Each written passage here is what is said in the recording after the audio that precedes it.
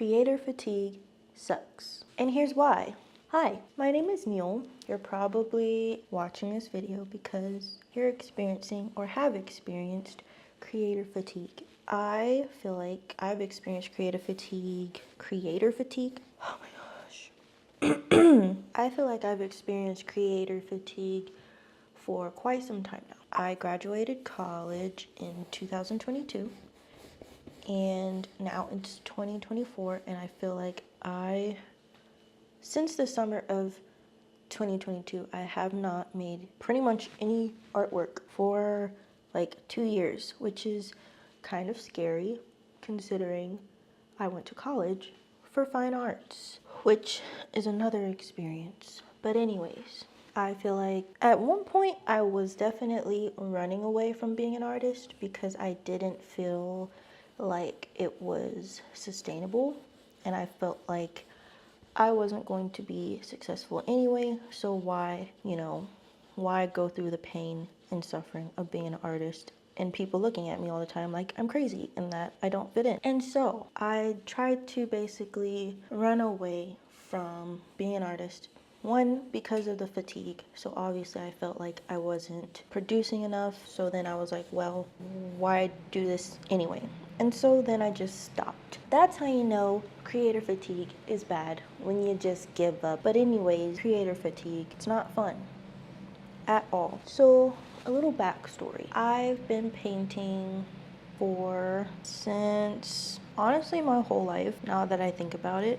My mother is actually an artist, but she teaches English, so she's an English professor.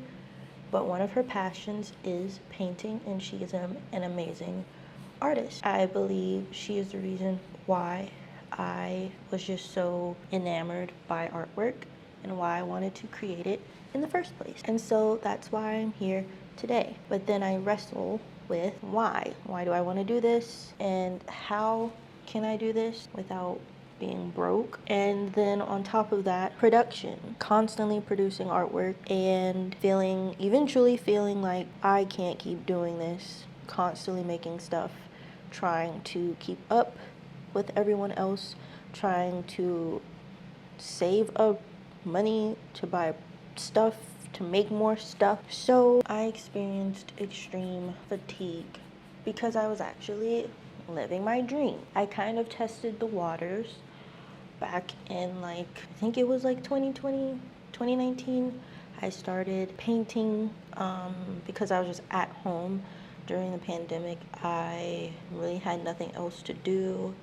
I hadn't started Zoom classes yet. I was in college, and it was right in the summer before all classes were on Zoom. So I literally was like, why not? I see people on Twitter, people that I follow, they're literally being successful at selling their artwork.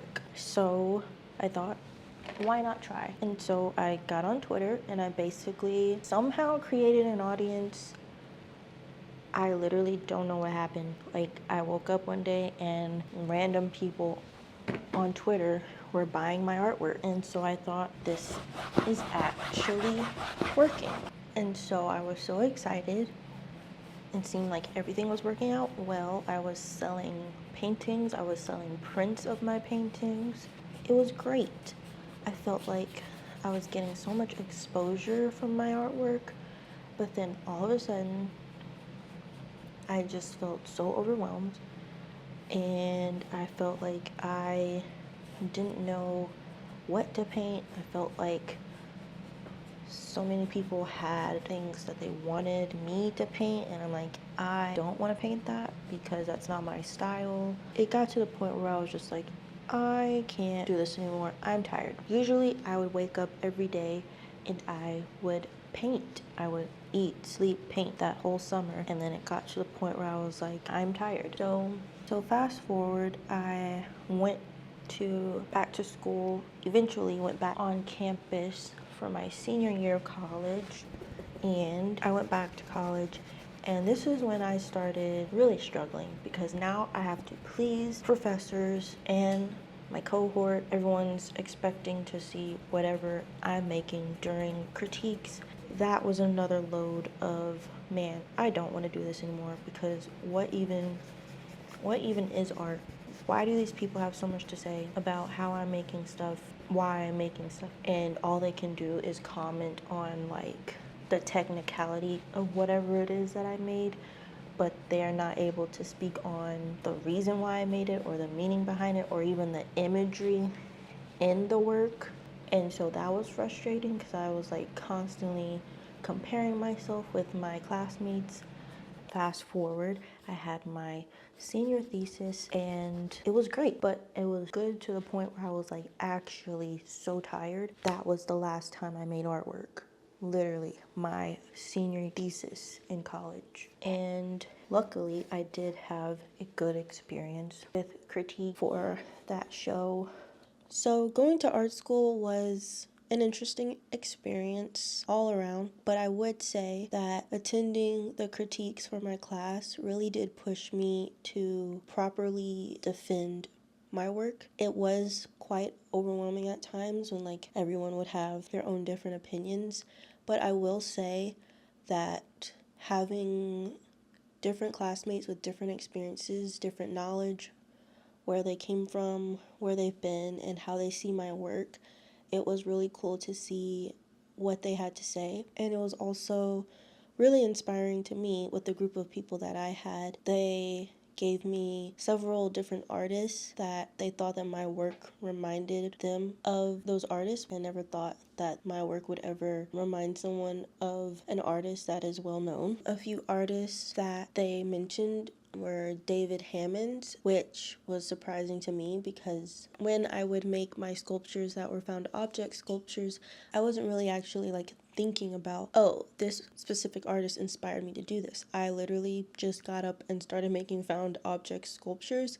I don't know why I was so drawn to it. Another artist that was mentioned, Betty Saar, I think that's how her last name is pronounced. I could be wrong. She created, they were also like found objects, assemblage, like putting together different found objects to create a collage or even a sculpture of some kind, just like some type of three-dimensional work. And her work is really inspiring to me. Another artist, Noah Purefoy, he also did found object sculpture, and it was more so sculpture that's usually outside that the public can see, so it was like a public art type thing. His work, phenomenal, and it was just so cool to me to hear my classmates talk about my work and comparing it to other artists that I just think that they're really cool. I also was able to learn about artists that I didn't even know existed, and they mentioned a few artists that their work resembled mine, or my work resembled theirs. And yeah,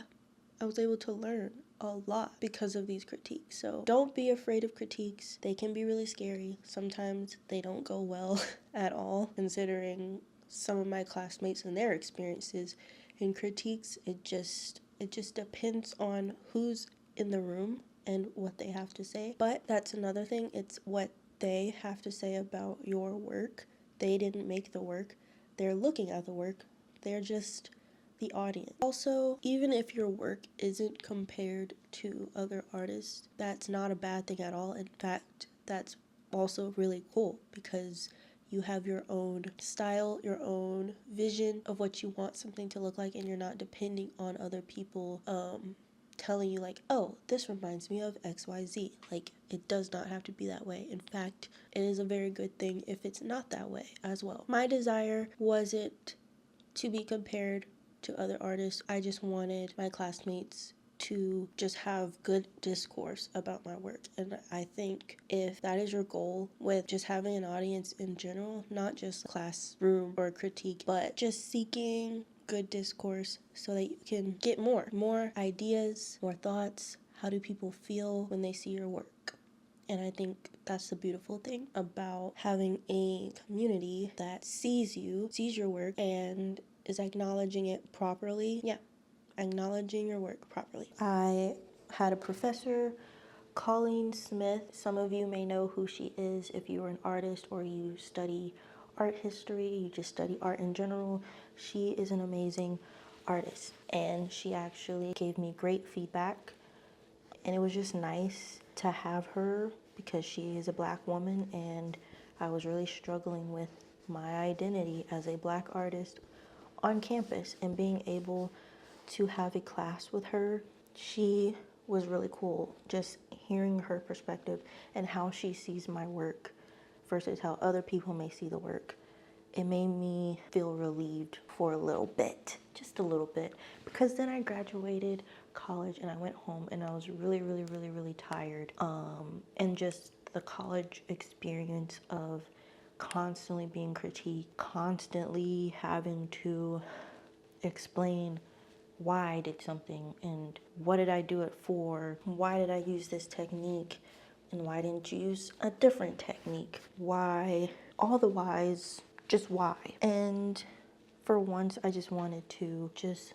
make art and not have to care about, not necessarily caring about the why, but like having to please a crowd. And I know some people think that that's what making art is all about. Like, you make art for an audience, but like sometimes you just make art because you're a human being and you're not expecting any kind of anything in return. Like, whatever people have to say about it, it's whatever, because they didn't make it, if that makes sense. They can go make their own art if they're not pleased with someone else's art. And I know people are like, what did you expect was gonna happen going to school for fine arts when everything is about technicalities and whatnot? And you're right. What was I thinking? But also, I learned a lot, and I'm glad. And I also met one of my best friends ever, Connie. She is an amazing artist. She makes quilts, she sews, she also paints, and she makes music as well. Like, she's the coolest person ever. But anyways, I also wanted to mention that as artists, you shouldn't really obsess over opinions, but I think it is golden material when a group of people can come together and respectfully talk about each other's work. Also, I wanted to say what people have to say about our work is important, whether it's negative or positive. And I think we should definitely listen to the discourse that is given when someone is saying, hey, this thing in your work, why did you do that? That imagery, I'm not quite understanding that. Or you did this thing or said this thing or used this imagery and I have something to say about it. I find it offensive or something like that. I think we should definitely listen to those things, because also as artists we have a responsibility to release work into this world that is not harmful. It may have some type of triggering thing in it because the work is based on an experience or something that you're trying to spread awareness on. We have a responsibility in releasing work that is not harmful, and I think because artists are able to come together and talk about why something works and why something doesn't work. So yeah, that's my yap about how critiques and just immersing yourself in the art world in general can just be draining and cause creator fatigue. But I'm also sharing the good that's in it. I went home absolutely drained, and this painting right here that is right behind this painting that I'm working on, I literally just finished that yesterday, and I started that painting in like November or December of last year, so 2023. So I haven't been making art for like almost 2 years. I feel like I can't live without it, despite how many times I've tried to run away from it, because I felt like it's not possible to be an artist and just be an artist. And so I stopped doing what I enjoy, which sounds crazy, wasn't making art. And I quit it all. I stopped selling artwork. I took down my website. I deleted all of my artwork off of my Instagram. Like, I was trying to seem like the most normal person possible. Like, art. What is art? I don't do that. Maybe I buy it. I support other artists, but what? I'm not an artist. What are you talking about? Earlier, I was talking about the artists that I mentioned my classmates were talking about. I totally forgot I have 2 art books, but one is actually about David Hamptons, who is one of my most favorite artists. So I'm gonna show this one. I feel like this is like a well-known one. This is LA Object and David Hammond's Body Prints. Yes, this is one of my favorite art books that I own. Might be the most favorite art book that I own. But yeah, I don't know if you can see it. If you can see these images. But this is David Hammond's with one of his sculpture pieces, and then this one as well with the shovel. I literally have no clue if you can see this. But yeah, this was in the 70s. Like, I just love his work. And I recently haven't made any sculpture pieces, but I don't want to go back. Right now I'm painting just because that's what I feel led to do, but I definitely want to get back into sculptures one day, maybe soon. But creator fatigue, I feel like I just recently, considering I just finished this painting right here, I literally just recently got over creator fatigue. I know people are like, this is stupid advice. Changing your mindset, having a mind shift. Even before I started painting again, I was watching other artists on YouTube paint, and I would just watch them for hours and hours and hours. And I would just listen to the way that they talk and the way that they pursue their craft. And I'm just like, wow, I want to do that. I want to be like them. The whole time they just got up and did it. And I know some people are like, I feel crippled right now, because I do too. Even now, like, I finally realized I have to do it. No one else can do it. The people on YouTube that I watch for hours and hours on end cannot do it for me.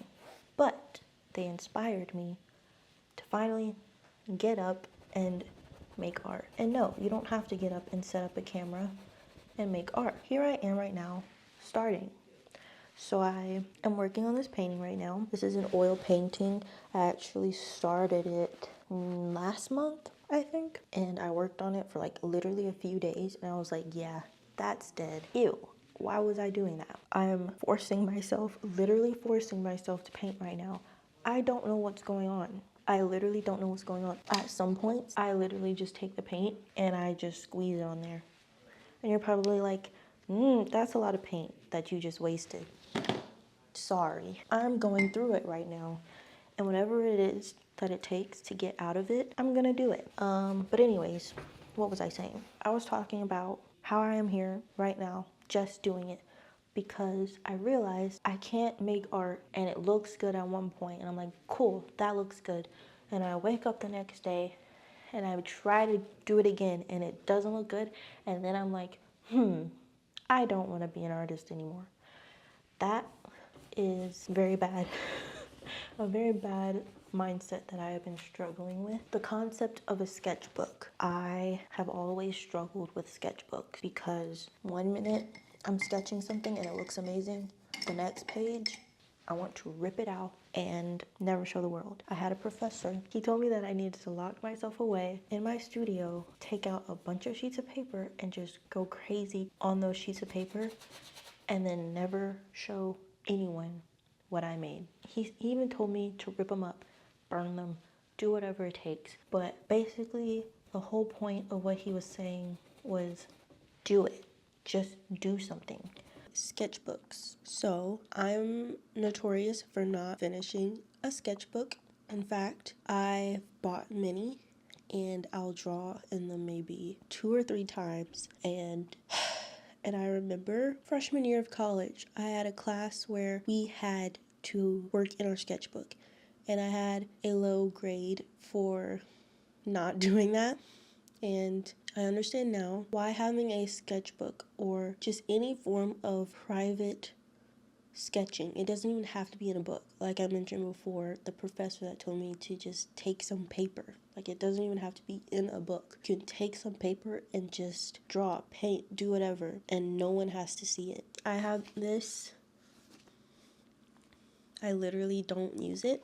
This was my sketchbook for my senior year of college, and I rarely actually drew in the book. I have like things that I put in the book. This, it's not watercolor. I think it is, one of my classmates let me borrow. She made like a pigment by herself out of like rocks or something, and she let me try it out, and I think it's like the most beautiful thing ever. Like the texture, color, it inspired me to one day make my own pigment, so maybe that will be a thing. Random drawings, weird drawings.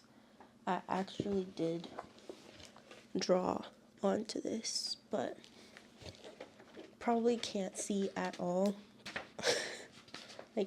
This is all charcoal, by the way. When I do draw, it usually is in charcoal because I love how free-flowing it is. It does remind me of painting, but it's not paint at all. It's charcoal you're drawing, but I love how blendable charcoal is. It's way more forgiving to me than like a graphite pencil. There's graphite powder that you can use, but I love using charcoal powder and other forms of charcoal products. So a lot of stuff in this sketchbook is just taped into here because I was drawing on separate pieces of paper and I didn't know where to put the drawing, so I kind of just taped them into the book, even though I don't ever really draw in the book. This was a drawing. It was taped onto my studio wall in my studio, my senior year of college. This one as well. So that was like a sketchbook tour, but not really, because I don't even really draw in this. I'm really struggling when it comes to sketchbooks. I don't know. Like I love a good sketchbook. I love watching videos on YouTube about someone's sketchbook that they just completed. I have never ever done that before, by the way. Kudos to you if you have actually finished a sketchbook.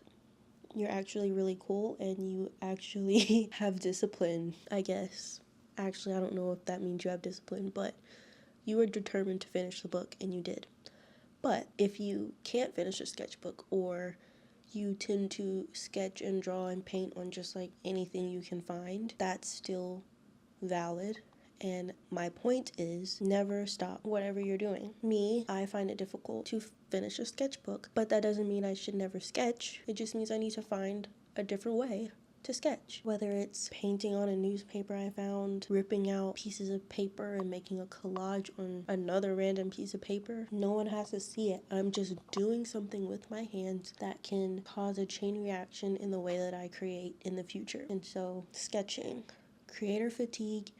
I know you may think like, I don't want to do anything at all right now, but me making this video right now is helping me a lot with my creator fatigue. So don't quit, don't give up. That's definitely what my professor wanted me to understand.